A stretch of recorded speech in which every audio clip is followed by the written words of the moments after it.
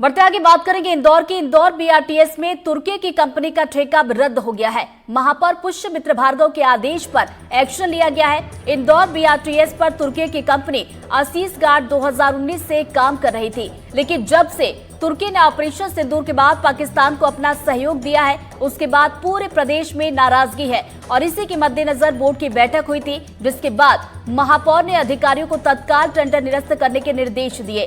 तुर्की के असीस गार्ड के पास फेयर कलेक्शन का काम था और इंदौर मेट्रो का भी काम देखती थी असीस गार्ड कंपनी, और जिसे निरस्त कर दिया गया है। एसएस नाम की कंपनी जो टर्की की है और वो बीआरटीएस में रेवेन्यू कलेक्शन का काम कर रही है, और ये भी संज्ञान में आया है कि इस कंपनी का सिस्टर सिटी के सिस्टर कंसर्न या इसके डायरेक्टर का रिलेशन जिस कंपनी ने पाकिस्तान को ड्रोन सप्लाई किया था उनसे भी है। इसलिए मैंने तुरंत प्रभाव से इसके जांच करने के बाद इनका वर्क ऑर्डर और टेंडर निरस्त करने के लिए कहा है।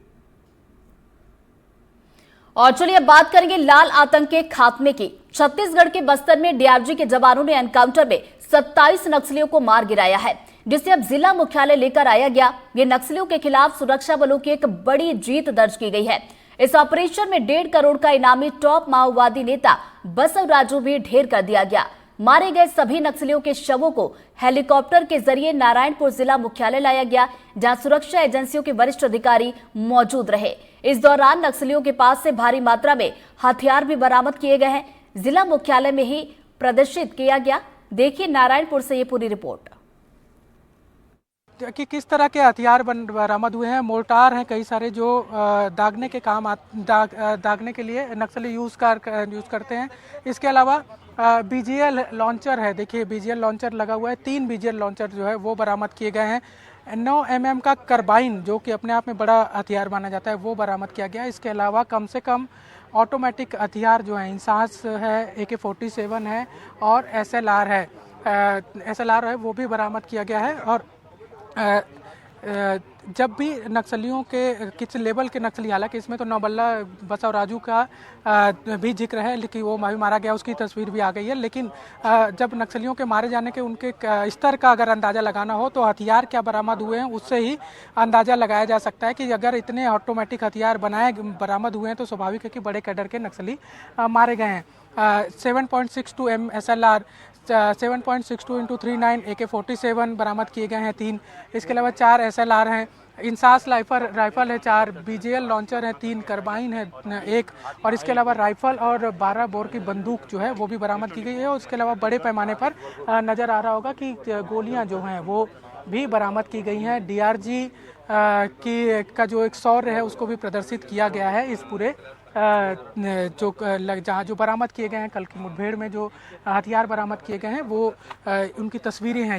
ये तस्वीरें बता रही हैं कि किस तरह से जवानों ने, डीआरजी के जवानों ने इतिहास रचा है नक्सल समस्या के खिलाफ। कुछ और तस्वीरें भी हैं, मैं प्रवीण से कहूँगा कि साथ में अगर वो नक्सलियों के जो शव रखे हुए हैं वो तस्वीरें भी हम आपको दिखाते हैं कि एक नारायणपुर का जो ये सिविल लाइन मैदान है वहाँ पर 2 तरह की तस्वीरें हमको देखने को मिली। एक तो जवानों की जो शहादत की तस्वीर थी, और उसके बाद अब देखिए ये जो 100 रखे हुए हैं नक्सलियों के वो तस्वीरें नजर आएंगी। उसमें सबसे बड़ा नाम जिसको लेकर लगातार आप देख सकते हैं चर्चा चल रही है, जिसको लेकर लगातार कहा जा रहा है वो है बसव राजू का शव। ये जो शव है यही अपने आप में काफ़ी बड़ा नाम है। और इसके अलावा लगभग सारे का वो कर लिया गया है। टीपू, CYPC नागेश को भी मार गिराया गया है, जिसका बड़ा कैडर था। पुलिस मेंबर जिसको बताया जा रहा है। बदरू को मार दिया गया है, सरिता को मार दिया गया है इस मुठभेड़ में, हरमे को मार दिया गया है। इसके अलावा राजेश को मारा गया है, मासे है, जमुना है। सारी लिस्ट जो है वो कुछ देर में आ जाएगी। संगीता CYPC मेंबर जो है उसको भी मार दिया गया है। तो काफ़ी बड़ी संख्या में जो ये सफलता अपने आप में बड़ी सफलता है, और ये अपने आप में बताती है कि किस तरह से नक्सलियों के ऊपर एक बड़ी सफलता जो है वो हासिल की गई है। नक्सलियों से मुठभेड़ पर छत्तीसगढ़ के डीजीपी अरुणदेव गौतम ने कहा कि छत्तीसगढ़ में माओवाद के खिलाफ लड़ाई में ये पड़ाव है। छत्तीसगढ़ पुलिस को बड़ी सफलता मिली है। छत्तीसगढ़ पुलिस और उसकी विशेष टीम डीआरजी द्वारा अबूझमाड़ के क्षेत्र में जो पिछले 3-4 दिनों से जो ऑपरेशन चलाया गया, उसमें बहुत बड़ी सफलता के रूप में 27 माओवादियों को निष्क्रिय किया गया और माओवाद के जो शीर्षतम नेतृत्व बसवा राजू को निष्क्रिय करने में भी हमारी टीम कामयाब हुई है।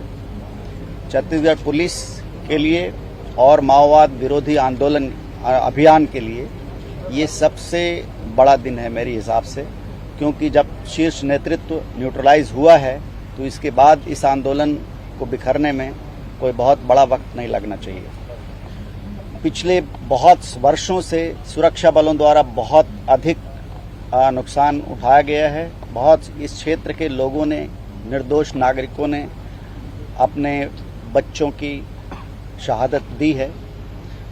आज पूरे बस्तर के लिए, छत्तीसगढ़ के लिए और पूरे देश के लिए बहुत महत्वपूर्ण दिन है कि माओवाद का शीर्ष नेतृत्व समाप्त हुआ है और मुझे उम्मीद है कि बहुत जल्दी ही पूरे बस्तर और पूरे देश से माओवाद का अंत हो जाएगा।